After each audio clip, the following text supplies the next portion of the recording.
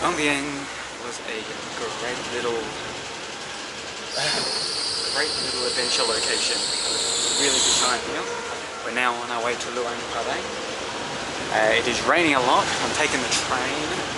The train station in Luang Prabang is like 15 kilometers from the city, so I'm going to have to take a taxi in, which annoys me, but it is what it is. Again, same with the rain. Train leaves at 10:30, only takes an hour apparently. So we'll get in at about, hopefully around 12:30. The trains are brand new here because this is the train station in Vang Vieng and it looks very, very new. They also thought that my video camera here was an e-cigarette, which are illegal in the country, so that was interesting. Other than that, now we wait. Okay, in we go. Should take about an hour to get there. Onwards.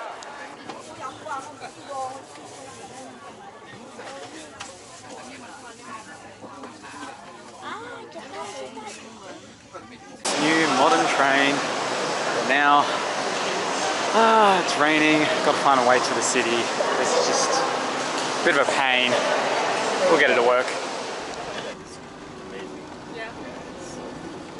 I mean, we just snorkel with turtles. So, You can see them from the beach. Okay, we are now in Luang Prabang.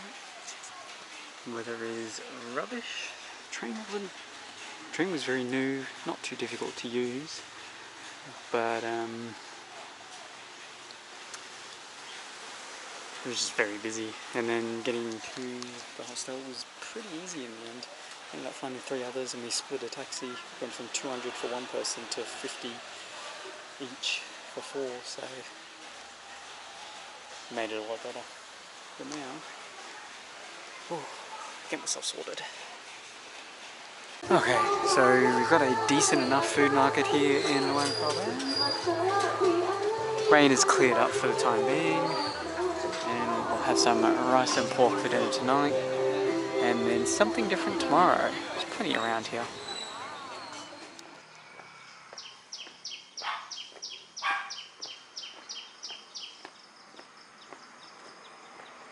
I've gotten up like 5:30 today, so Luang Prabang has this alms giving thing in the mornings, every day.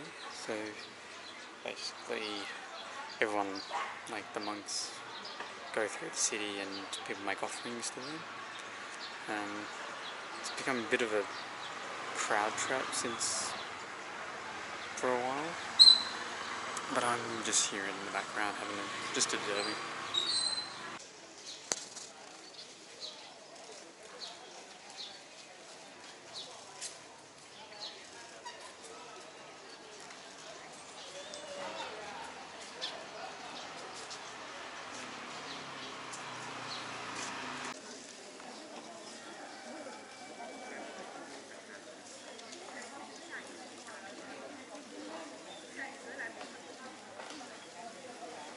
Every morning the monks walk down the street and you can purchase things to offer to them, which is what the little stalls there are for. The trouble is just the fact that you've got people standing there just taking photos within like a meter of them is a bit inappropriate.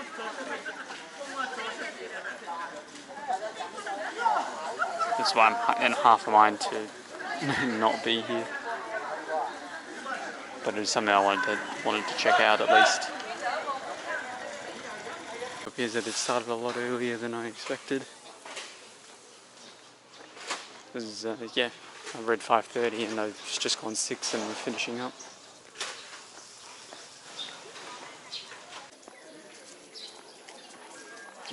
Bloody hell.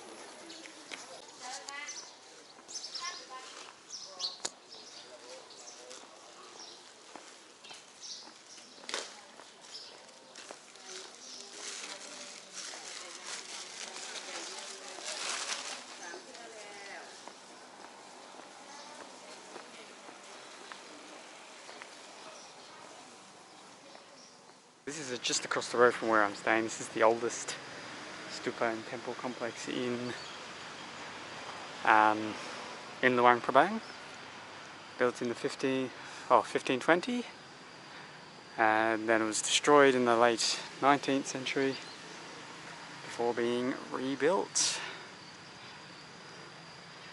Monks from this morning came to this area afterwards.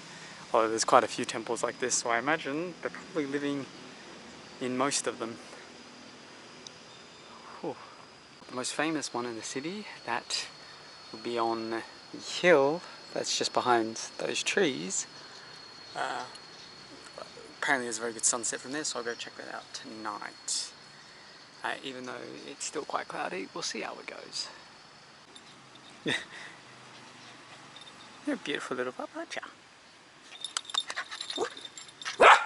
Oh, now you want to play, do you? Oh God. Dog's got the zoomies. Won't lie though, this city's a lot quieter than I expected.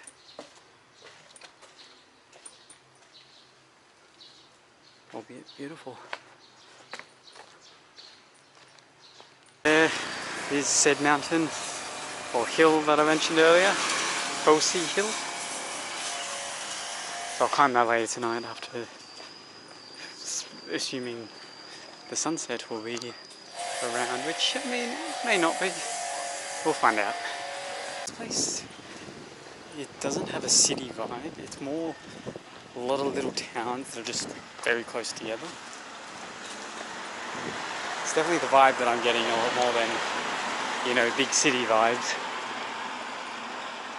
It's got those nature city vibes like Canberra, which I am not going to complain about. Hey, this is the Namkan River. It connects the Mekong about another 500 meters that way. There is a digger underwater. Why is there a digger on the water? Okay, that's weird.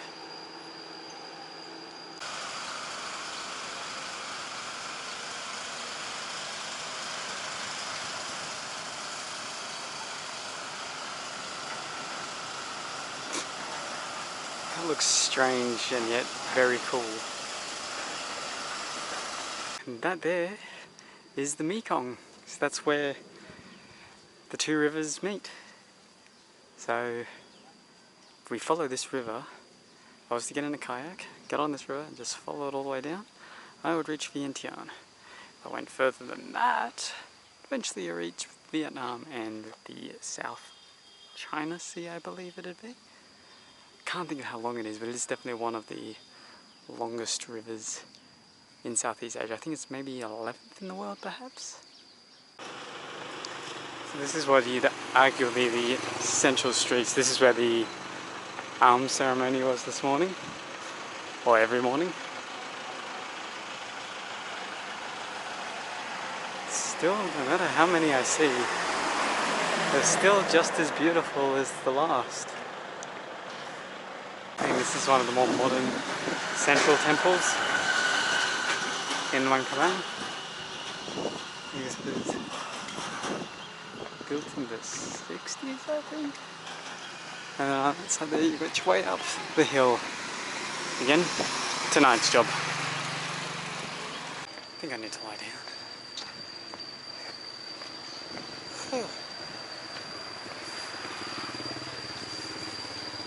We'll see how we're doing tomorrow.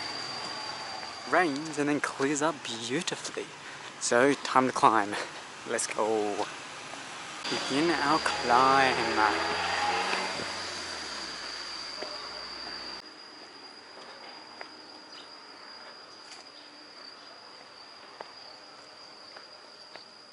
Imprinted Buddha's foot. Just in there.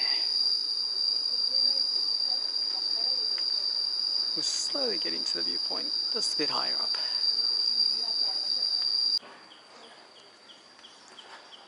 Oh, it's a beautiful view.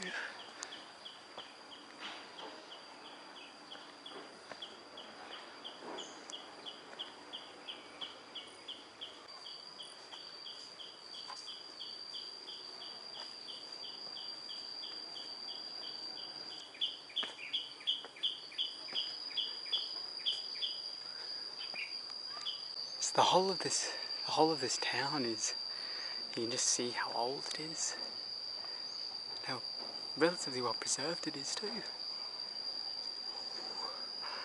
Over in the background, that's the Mekong. Oh wow. It really is a very beautiful city, beautiful town. It's very, I just like how it's basically hidden in the bushes. That's fantastic, it's amazing. I love it. There's the steeper on top of the hill. It's some beautiful views.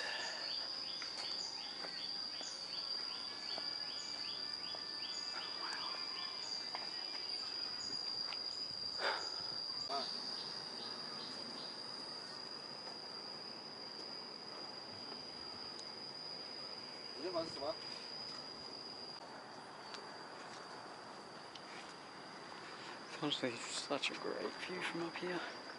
Get to see a bit of everything.